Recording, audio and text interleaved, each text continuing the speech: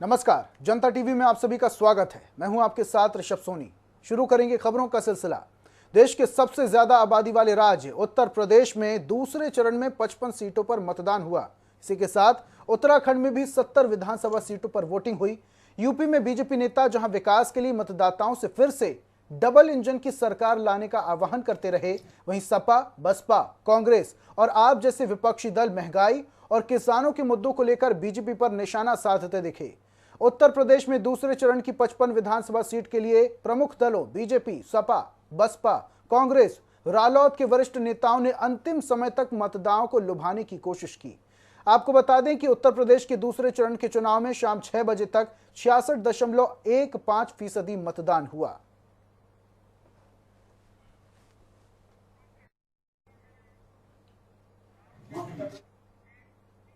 उत्तर प्रदेश में दूसरे चरण और उत्तराखंड के साथ गोवा में वोटिंग के बीच जनता टीवी ने छत्तीसगढ़ के स्वास्थ्य मंत्री टीएस सिंहदेव से खास बातचीत की।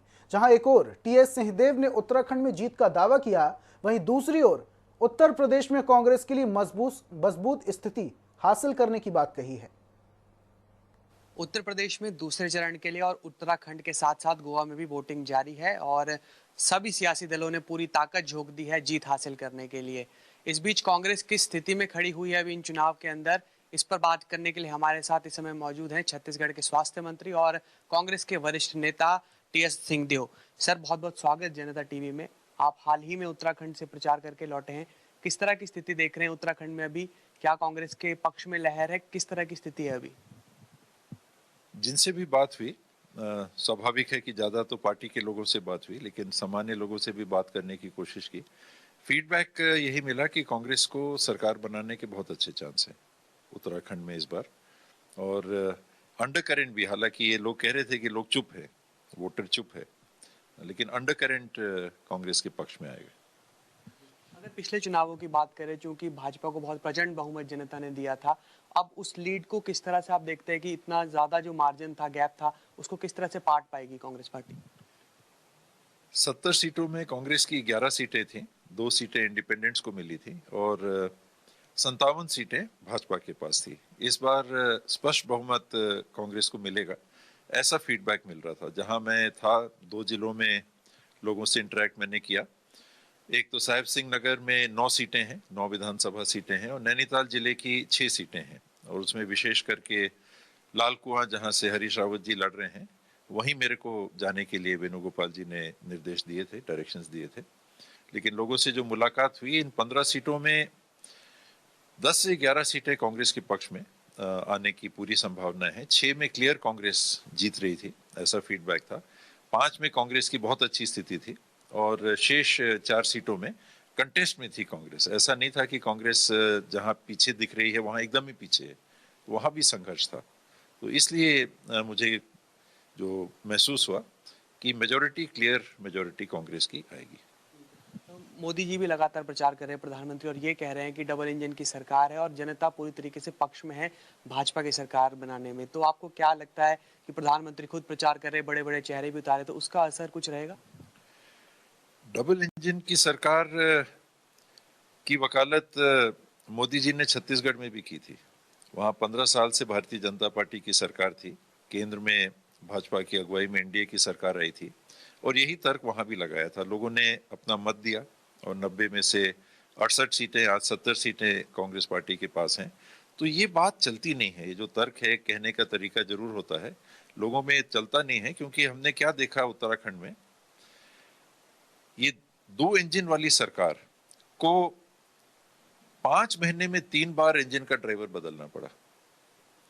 3 मुख्यमंत्री 5 महीने के अंदर अगर बदलते हैं तो जनता तो बाद में बदलेगी। पार्टी ने खुद ही महसूस किया कि हमारा काम ठीक से नहीं चल रहा। उत्तर प्रदेश में क्या स्थिति मानते हैं आप कांग्रेस की? यूपी में हमारे 2 साल 3 साल पहले संगठन की स्थिति बहुत खराब थी। हम अभी जिस दौर से गुजर रहे हैं, संगठन को मजबूत करके पूरे उत्तर प्रदेश में अपनी उपस्थिति बना के और चुनाव में लड़ रहे हैं, और कुछ मुद्दों को लेकर चुनाव में लड़ रहे हैं।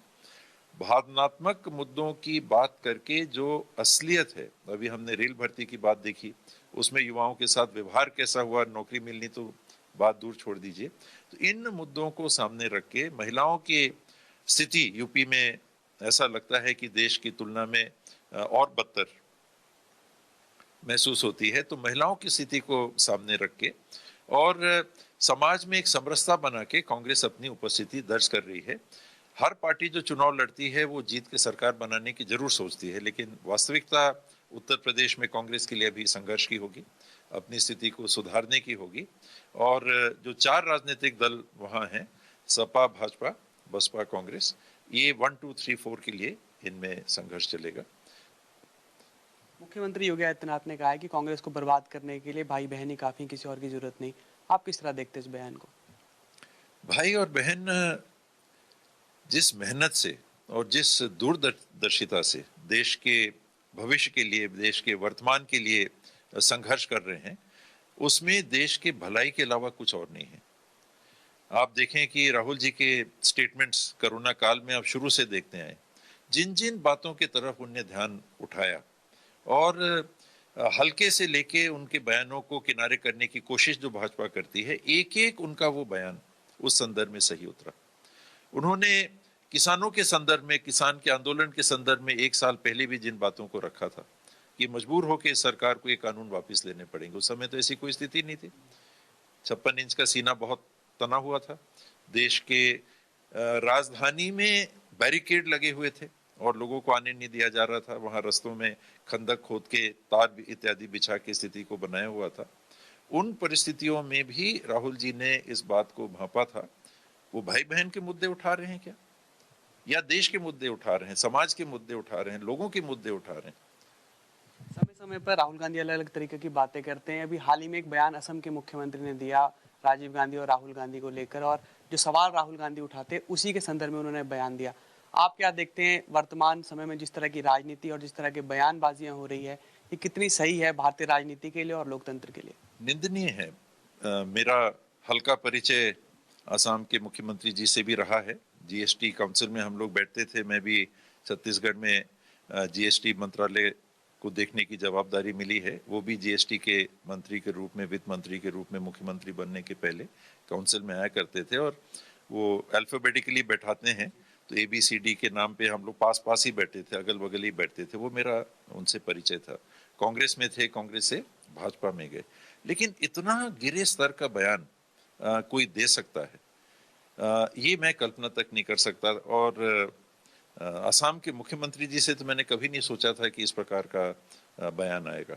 ये निंदनीय है और उन्हें क्षमा भी मांगनी चाहिए और बयान अपना वापस भी लेना चाहिए। सर, बात करने के लिए बहुत बहुत धन्यवाद। धन्यवाद। तो ये थे हमारे साथ छत्तीसगढ़ के स्वास्थ्य मंत्री, जिन्होंने साफ तौर पर ये कहा है कि पहाड़ में जो उत्तराखंड में स्थिति है कांग्रेस की, वो मजबूत नजर आ रही है। सरकार बनाने कांग्रेस वहां पर उत्तराखंड में जा रही है, लेकिन उत्तर प्रदेश की स्थिति को लेकर ये भी कहा है कि अभी कांग्रेस वहां पर अपनी स्थिति को और ज्यादा मजबूत करने की कोशिश कर रही है। कैमरा पर्सन चंचल के साथ अंकुश डोभाल, जनता टीवी। करते हैं खबरों का। झांसी के मऊरानीपुर में केंद्रीय गृह मंत्री अमित शाह ने जनसभा को संबोधित करते हुए विपक्ष पर जमकर निशाना साधा। उन्होंने समाजवादी पार्टी के अध्यक्ष अखिलेश यादव पर आरोप लगाते हुए कहा कि अखिलेश यादव ने 5 सालों में अपने परिवार के 45 सदस्यों को अलग अलग पद पर बैठाने का काम किया है, जबकि प्रधानमंत्री नरेंद्र मोदी ने 45 योजनाओं को अपने घर में भेजने का काम किया। वहीं उन्होंने कहा कि 5 साल के अंदर उत्तर प्रदेश और गरीबों की जमीन को अखिलेश यादव के गुंडों ने कब्जाया, लेकिन योगी आदित्यनाथ ने 2000 करोड़ रुपए की जमीन पर बुलडोजर घुमाकर खाली करवा दी। अमित शाह ने विपक्ष पर निशाना साधते हुए कहा कि ये परिवारवाद पार्टियां देश और दुनिया के लोकतंत्र पर धब्बा हैं। ये पार्टियां उत्तर प्रदेश और देश का भला नहीं कर सकती। मुझे 2013 का दिसंबर याद है, रवि के घर पर नाश्ता कर कर झांसी के सारे प्रबुद्धजनों के साथ मिलकर यहां से बुंदेलखंड की रणनीति बनाई। जब मैं उस वक्त कहता था कि मोदी जी के नेतृत्व में 60 पार करनी है, 14 के चुनाव में 60 लोकसभा जीती है। मुझे याद है रवि भाई समेत सारे लोग मेरे सामने ऐसे ही देख रहे थे कि ये व्यक्ति कहां से आया है और क्या बोल रहा है।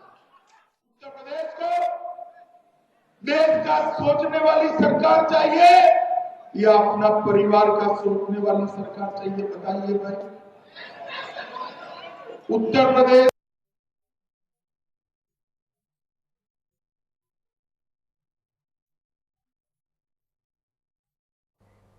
यूपी विधानसभा चुनाव अब तीसरे चरण की ओर बढ़ रहा है और हर दिन के साथ इन चुनाव में बयानबाजी भी और तेज होती जा रही है। बीजेपी अध्यक्ष जेपी नड्डा ने एक बार फिर मुख्तार अंसारी को लेकर समाजवादी पार्टी पर निशाना साधा और कहा कि सपा की सरकार में मुख्तार अंसारी बाहर था और आज वो जेल के अंदर है। यही नहीं, मुख्तार के चुनाव लड़ने को लेकर भी उन्होंने विरोधियों को आड़े हाथों लिया। बीजेपी अध्यक्ष जेपी नड्डा लखीमपुर खीरी में बीजेपी के पक्ष में चुनाव प्रचार के लिए पहुंचे थे। इस पर उन्होंने मुख्तार के साथ उनकी दोस्ती पर सवाल उठाते हुए कहा कि यह दोस्ती इतनी गहरी है कि उन्होंने जेल में उन्हें टिकट दे दिया। जेपी नड्डा ने कहा कि सपा की सरकार में मुख्तार अंसारी जेल के बाहर था।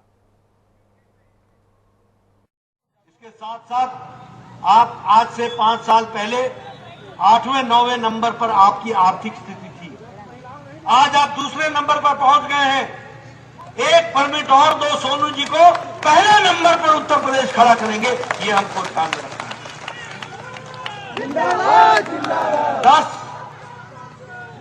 10 नई यूनिवर्सिटी बन रही है, 10 नई यूनिवर्सिटी, 77 कॉलेजेस बन रहे हैं, 28 इंजीनियरिंग कॉलेज खोले जा रहे हैं और इसी बजट में लगभग 60 लाख लोगों को नौकरी का प्रावधान किया गया है। हमारा संकल्प है उत्तर प्रदेश को माफिया मुक्त प्रदेश बनाएंगे, उत्तर प्रदेश को रोजगार युक्त प्रदेश बनाएंगे, उत्तर प्रदेश को ऐसा प्रदेश बनाएंगे जिसमें किसान खुशहाल रहेगा, उत्तर प्रदेश को उच्च स्तरीय शिक्षा देने की बात हम कहते हैं, उत्तर प्रदेश को औद्योगिक क्रांति लाने के लिए हम इसको एक अवसर समझेंगे और विकसित उत्तर प्रदेश, महिला सशक्तिकरण और स्वस्थ उत्तर प्रदेश, ये कामना लेकर के हम आगे बढ़ रहे हैं। हम नया संकल्प ये लेते हैं कि हम आतंकवाद से भी मुक्ति दिलाएंगे और आतंकवाद की विचार रखने वाले लोगों को भी जेल के अंदर डालेंगे और इसके साथ साथ ये हम लोगों ने तय किया है कि एंटी टेररिस्ट कमांडो सेंटर एक देवबंदर में बनाया जाएगा। मेरठ में, रामपुर में, आजमगढ़ में, कानपुर में, बहराइच में, यहां भी एंटी टेरर सेंटर बना करके ट्रेनिंग दे करके एक जिसको बोलते हैं भय मुक्त उत्तर प्रदेश बनाएंगे। हम क्राइम से, करप्शन से, कमीशन से उत्तर प्रदेश मुक्त हो, इसके लिए हम पूरी ताकत लगा करके अपना काम करेंगे। लेकिन मित्रों, मैं अंत में एक बात और आपसे बताना चाहता हूं। आधार आपका क्या रहेगा ये तो मैं आगे करने वाला हूं, जो किया है वो बता दिया, लेकिन मैं अपने लोगों के बारे में भी बताना चाहूंगा, सपा के बारे में, कि उन्होंने क्या किया। उन्होंने, अखिलेश जी आजकल घूम रहे हैं और वोट मांग रहे हैं। अरे उनसे पूछो, तुम्हारे राज में 200 दंगे हुए, 200 दंगे, कोई शर्म नहीं, कोई हया नहीं, कोई चिंता नहीं। और योगी जी के राज में उत्तर प्रदेश में एक भी दंगा नहीं होने दिया है। उत्तर प्रदेश में विधानसभा चुनाव में 2 चरण का मतदान हो गया है। ऐसे में सभी राजनीतिक पार्टियां बचे हुए चरणों के लिए अपने प्रचार में जुट गई हैं। डोर टू डोर कैंपेनिंग करके जनता को लुभाने का काम किया जा रहा है। ऐसे में भारतीय जनता पार्टी के उत्तरी विधानसभा से प्रत्याशी नीरज बोरा के समर्थन में यूपी सरकार के मंत्री महेंद्र सिंह ने सड़कों पर उतरकर प्रचार किया और बीजेपी को वोट देकर भारी मतों से जिताने की अपील की। इसी दौरान जनता टीवी से खास बातचीत में उन्होंने कहा कि दूसरे चरण में 11 जिलों में 55 सीटों पर होने वाले चुनाव में बीजेपी 40 के पार सीटें हासिल करेगी। चुनाव से पहले लगातार डोर कैंपेन जारी है। हमारे साथ में भारतीय जनता पार्टी के उत्तरी विधानसभा जी हैं। विधायक जी, काफी लंबी भीड़ दिख रही है आपके समर्थन में, मंत्री जी भी आए हुए, क्या कहेंगे? मंत्री जी का आशीर्वाद मिल रहा है, जनता का आशीर्वाद मिल रहा है। ये जन सैलाब जो व्यापारियों का है, खुद ब खुद उमड़ के आया है और आशीर्वाद प्रदान कर रहा है। योगी जी के नेतृत्व में जो सरकार ने काम किया है उसके प्रति उनका समर्थन है, व्यापारियों का समर्थन है, मैं आभारी हूँ। हमारे साथ में उत्तर प्रदेश के मंत्री महेंद्र सिंह जी भी हैं। मंत्री जी, काफी लंबी भीड़ दिख रही है आपके समर्थन में, विधायक जी के समर्थन में आप भी आए हैं, क्या कहेंगे? देखिए पूरे उत्तर प्रदेश में लहर चल रही है। हर कोई चाहता है कि भाजपा की सरकार बने, उत्तर प्रदेश में अमन चैन की शांति का वातावरण हो, उत्तर प्रदेश का सर्वांगीण विकास हो। और बड़ी बात है लोगों को जो नौजवानों को रोजगार मिल रहा है, महिलाओं की सुरक्षा बढ़ी हुई है, शिक्षा सबके लिए हो रही है, भगवान राम का भव्य मंदिर बन रहा है, विश्वनाथ कॉरिडोर बन रहा है और ये सब चीजों को लेकर के हर कोई कमल के बटन को दबाना चाहता है। मंत्री जी, पहले चरण का चुनाव हो चुका है, लगभग 60% मतदाताओं ने 58 विधानसभा सीटों में चुनाव दिया। क्या लगता है बीजेपी इस परसेंटेज में कहां स्टैंड कर रही है? देखिए, एक तरफा भारतीय जनता पार्टी का जीत है। पश्चिमी उत्तर प्रदेश का जो चुनाव है उसमें से कम 52 से 53-55 सीटें हम लोग जीत रहे हैं और आज जो चुनाव चल रहा है उसमें भी भारी उत्साह है, उसमें भी भारतीय जनता पार्टी को भारी विजय प्राप्त हो। क्या लगता है कितनी सीट से जीतेगी भारतीय जनता पार्टी? देखिए, भारतीय जनता पार्टी अगर आप दोनों चुनाव को देखेंगे तो उस चुनाव में मैंने आपको बताया कि कम से कम 55 सीटों तक पहुंच रहे हैं और इसमें भी 40 सीटों के ऊपर जा रहे हैं। बहुत बहुत शुक्रिया। तो ये विधायक नीरज वोरा के समर्थन में आए डॉक्टर महेंद्र सिंह हैं, उत्तर प्रदेश के मंत्री हैं, साफ तौर से ये समर्थन कर रहे हैं भारतीय जनता पार्टी का और इनका कहना है कि इस बार 40 से ज्यादा सीटें पा करके फिर से विजय होगी भारतीय जनता पार्टी और उत्तर प्रदेश सरकार में काबिज होगी। लखनऊ से कैमरा पर्सन अमन के साथ अशरफ राज, जनता टीवी। लॉ कॉलेज में प्रैक्टिकल देने गए छात्रों को कॉलेज स्टाफ ने दौड़ा कर पीटा। मारपीट का वीडियो सोशल मीडिया पर वायरल हो रहा है। दरअसल मार्कशीट में गड़बड़ी का शिकायत लेकर छात्र पहुंचे थे, जहां पर छात्रों ने कॉलेज के बाबू ने बदतमीजी की और छात्रों को बंधक बनाकर पीटा। हालांकि इस मामले पर फिलहाल कोई भी मामला दर्ज नहीं किया गया। अच्छा, क्या जो मामला है यहाँ पे, इसमें अगर कुछ नहीं होता है प्रशासन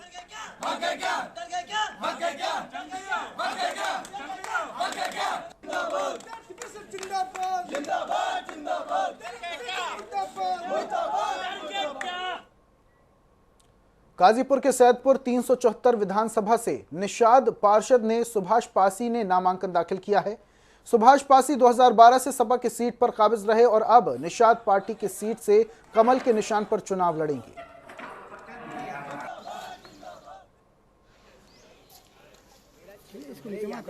है, लेकिन वहाँ पे हर जाति धर्म के लोग रहते हैं। यादव भी मेरे भाई हैं, उन्होंने मुझे वोट दिया है, उनके लिए मैंने काम किया है।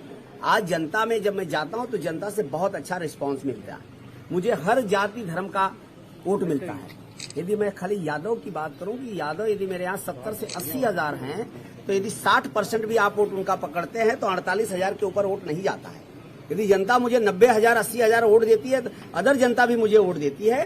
तो वैसे आज मैं भारतीय जनता पार्टी में आया हूं तो भारतीय जनता पार्टी का भी एक मूल वोट है। और खबरों में फिलहाल इतना ही। देश प्रदेश की तमाम खास खबरों के लिए आप देखते रहिए जनता टीवी। नमस्कार।